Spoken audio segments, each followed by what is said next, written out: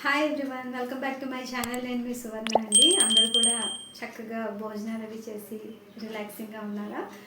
So మనం ఈరోజు topic ఏంటంటేనండి, నిన్న మనం కంటిన్యూషన్ అని చెప్పాను కదా, చేస్తానని చెప్పాను కదా, అదే చేస్తాను. ఏంటంటే ఇప్పుడు మనం పిల్లల గురించి ఎంతవరకు డిస్కస్ చేసుకున్న, ఆడపిల్లల గురించి వాళ్ళకి మంచిగా మనం ఇంట్లో ప్రేమలు అనేది అందివ్వాలండి. నిజంగా అది చక్కగా చేసుకుంటే పిల్లలు చక్కగా ఉంటారనమాట. నెక్స్ట్ వాళ్ళకి చదువు అండి, ఎడ్యుకేషన్ పరంగా చూసినట్లయితే మనం ఖచ్చితంగా వాళ్ళకి మంచి ఎడ్యుకేషన్ అనేది ఇచ్చామనుకోండి, ఒక ఇంట్లో ఆడపిల్ల చదువుకుంటే కనుక ఇల్లంతా చాలా బాగా అద్భుతంగా ఫ్లరిష్ అవుతుందండి. వాళ్ళకి మెంటల్ ఎబిలిటీ అనేది పెరుగుతుంది అనమాట, ఆలోచన శక్తి అనేది పెరుగుతుంది అనమాట.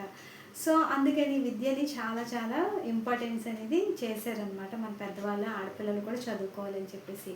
సో కొంతమంది పిల్లలు ఏంటంటేనండి, వాళ్ళు ఇంట్లో పెరిగిన పెంపకం వల్ల అలా కొంతమంది ఉంటారు. వాళ్ళు చదువులో పెద్దగా రాణించకపోయినా ఆడపిల్లలు, వాళ్ళని చులకన చేయకండి. వాళ్ళకి ఏ రంగంలో వాళ్ళకి ఇష్టం ఉన్నదో, వాళ్ళకి ఏదంటే ఇష్టమో అది చేసి వాళ్ళకి అది నేర్పించినట్లయితే వాళ్ళు దాన్ని ఆ ఆ రకంగా అభివృద్ధి చెందుతారనమాట. సో మనం ఎప్పుడు కూడానండి పిల్లలకి ఫైనాన్షియల్గా కూడా మనం ఎప్పుడు కూడా సపోర్ట్ అనేది మనం ఇవ్వగలగాలండి. మ్యారేజ్ చేసిన తర్వాత పూర్వకాలంలో ఏం చేసేవారంటే, ఒక ఆడపిల్లకి మ్యారేజ్ చేసిన తర్వాత ఆ పుట్టింటి వాళ్ళు ఆమెకి కొంచెం ఎప్పటికీ సపోర్టివ్గా కొంత ప్రాపర్టీని తన కోసమని అట్టెపెట్టి ఇచ్చేసేవారు అనమాట. ఇచ్చేసి దాని మీద వచ్చి లాభం అంతా కూడా ఆ పిల్ల ఆవిడికి ప్లస్ ఆ కుటుంబానికి ఉపయోగించేవారు అనమాట. అది మా మదర్స్ వాళ్ళ టైంలో కూడా, అంటే ఐ మీన్ ఏదో భూమి పుట్టక పూర్వం అని అనుకోగలరు కాదు, మా మదర్కి కూడా అలాగే ఇచ్చేవారు అనమాట. ఇచ్చేవారు తాతగారులు వాళ్ళని అలాగే ఇచ్చేవారు అనమాట. అది చెప్తున్నాను. ఫైనాన్షియల్గా ఏంటంటే కొంచెం సపోర్ట్ అనేది మనం హస్బెండ్కి ఇస్తారనమాట. అలా ఆ విధంగా మీ పిల్లలకు కూడా మీరు కొంచెం ఎంటైర్ ఇప్పుడు కట్న కానుకలు ఇచ్చాము అది కాకుండా ముందు ప్రాపర్టీ అనేది కొంచెం ఆడపిల్లకి మ్యారేజ్ తర్వాత కొంచెం ఉంచండి. మొత్తం అంతా కూడా మ్యారేజ్ ఖర్చు పెట్టేసి తర్వాత ఎవరి బతుకులాలు బ్రతకండి అని అనకూడదండి. అలా అనకూడదు. ఫైనాన్షియల్గా ఆ పిల్లకి కొంచెం అది ఉంచాలి. అది నెక్స్ట్ ఎడ్యుకేషన్ పరంగా చెప్పాను కదా, వాళ్ళకి ఏది ఇంట్రెస్ట్ అయితే అది చేయించండి. వాళ్ళు ఇంట్రెస్ట్గా చదువుకునే పిల్లలైతే వాళ్ళు ఎంతైతే అంత చదవనివ్వండి. మంచి సంబంధాలు అనేవి చూసుకోవాలండి. మనం మంచి సంబంధాలు ఎప్పుడు చూస్తామండి? మనం ఈ మ్యాట్రిమోనీస్ అవి చూపించే సంబంధాలు కూడా మనం ఒకసారి మనం ఖచ్చితంగా మనం స్పైయింగ్ అని అనొచ్చు. మరి దాన్ని చేయాలండి. ఖచ్చితంగా డిటెక్షన్ అనేది చేసుకున్నాక ఆడపిల్లకి మ్యారేజ్ అనేది ఖచ్చితంగా చేయాలండి. అలా చేసినట్లయితే కనుక మనకి పిల్లలకి ప్రాబ్లమ్స్, రెండు కుటుంబాలు చక్కగా మాట్లాడుకొని ఒక ఒక చక్కగా ఉండే అట్మాస్ఫియర్లోనే ఉండాలి తప్పితే కట్న కానుకల కోసం గొడవలు అని చెప్పేసి, నెక్స్ట్ పెట్టుపోతల గురించి గొడవలు అలాంటివి రానివ్వకూడదండి. నెక్స్ట్ ఇంకొక ముఖ్యమైన విషయం ఈ మధ్యకాలంలో నేను చాలా చాలా చోట్ల విన్నానండి. ఇద్దరికి కూడా హెల్త్ ఇష్యూస్ అండి. ఇద్దరికి, ఆడపిల్లకి ఆ హెల్త్ ఇష్యూస్ ఉన్నాయి, మగపిల్లలకి హెల్త్ ఇష్యూస్ ఉన్నాయి. సో ఆ హెల్త్ ఇష్యూస్ గురించి ఏంటంటే ఓపెన్గా మాట్లాడుకోవాలంటే ఇప్పుడున్న సిచ్యువేషన్లో మనకి ఏంటవుతుంది, పెద్దగా బాడీ అనేది అంటే ఎక్సర్సైజ్ అనేది ఉండదండి. నన్ను కూడా చూస్తున్నారు కదా, నేను కూర్చొని చెప్తున్నాను మీకు. సో పిల్లలు కూడా ఏంటంటే ల్యాప్టాప్లు ఒళ్ళో పెట్టుకొని అన్నీ తినుకుంటూ చేసుకుంటూ చేస్తారనమాట. అలా కొంచెం బాడీస్ అవి ఏంటంటే సమంగా ఎక్సర్సైజ్ లేక ఓసిడి ఓసిడి కాదు, పీసీఓడి ప్రాబ్లమ్స్ అని ఆడపిల్లలకి. మగపిల్లలకి ఏంటండి అంటే వాళ్ళకి ఇన్ఫెర్టిలిటీ ప్రాబ్లమ్స్ అనమాట. అంటే సమ్ ప్రాబ్లమ్స్, మ్యారేజ్ లైఫ్ తర్వాత వచ్చే ప్రాబ్లమ్స్ అన్నీ కూడా మగపిల్లల్లో వృద్ధి చెందుతున్నాయి.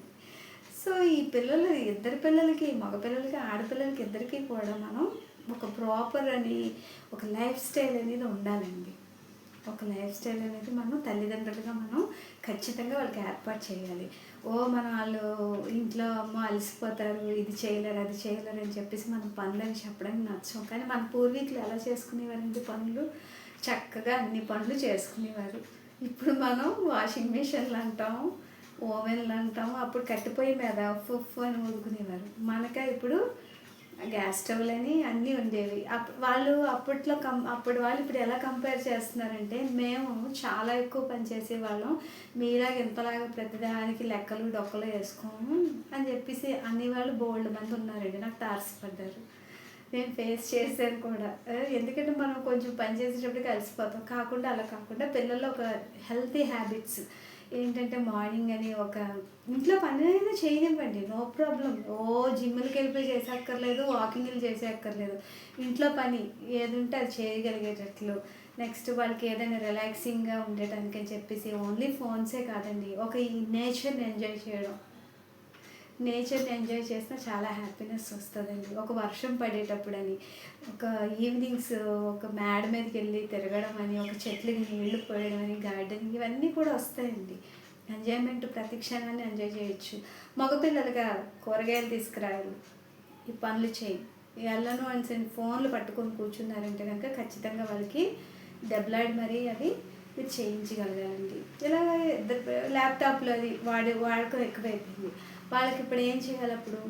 ఒక ఇంత థిక్ ఒక తలగడలు లాంటివి అవి ల్యాబ్స్ మీద పెట్టుకుని అప్పుడు దాని మీద అది ల్యాప్టాప్స్ అవన్నీ యూజ్ చేసుకోవడం.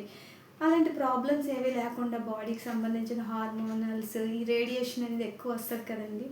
అందువల్ల వాళ్ళు అలాగే యూజ్ చేసినట్లయితే కనుక వాళ్ళకి ఎలాంటి ప్రాబ్లమ్స్ రావండి. సో మ్యారేజ్ అంతా ఈ విధంగా మీరు ఇలా ఈ విధంగా మీరు చేసుకున్నారనుకోండి, ఆఫ్టర్ చదువు తర్వాత ఏ వయసులో వచ్చితే ఆ వయసులో అవ్వాలి అని అంటాం కదా.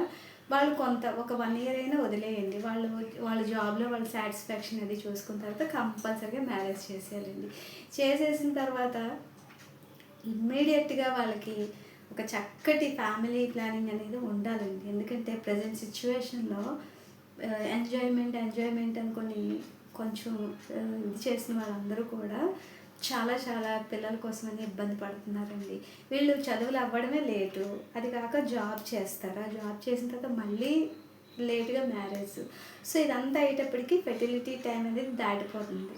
సో అందుకని చెప్పేసి ఇంకా ఆ పెళ్ళి అయిన తర్వాత అయినది ఏంటంటే చక్కగా వాళ్ళు ఒక ప్లానింగ్ చేసుకోవాలండి. దానికి ఏంటంటే 2 కుటుంబాలు తప్పకుండా సహకరించాలండి. ఏ విధంగా అంటే వాళ్ళకి మంచిగా ఆ ఇద్దరు భార్యాభర్తలు అనేవాళ్ళు ఎప్పుడు కూడా గొడవలు అవి లేకుండా చక్కగా ఉండేటట్టుగా ప్రతి తల్లిదండ్రి అండి, ఇటు అబ్బాయి తరపు వాళ్ళు అవ్వాలి, అటు అమ్మాయి తరపు వాళ్ళు కూడా 2 కూడా కలిసిమెలిసి ఉంటే కనుక చక్కటి ఫ్యామిలీస్ అనేవి మనకి ఇండియాలో ఉంటాయని నేను అనుకుంటున్నాను. మళ్ళీ నెక్స్ట్ వీడియోలో మళ్ళీ ఇంకొంచెం చెప్తాను.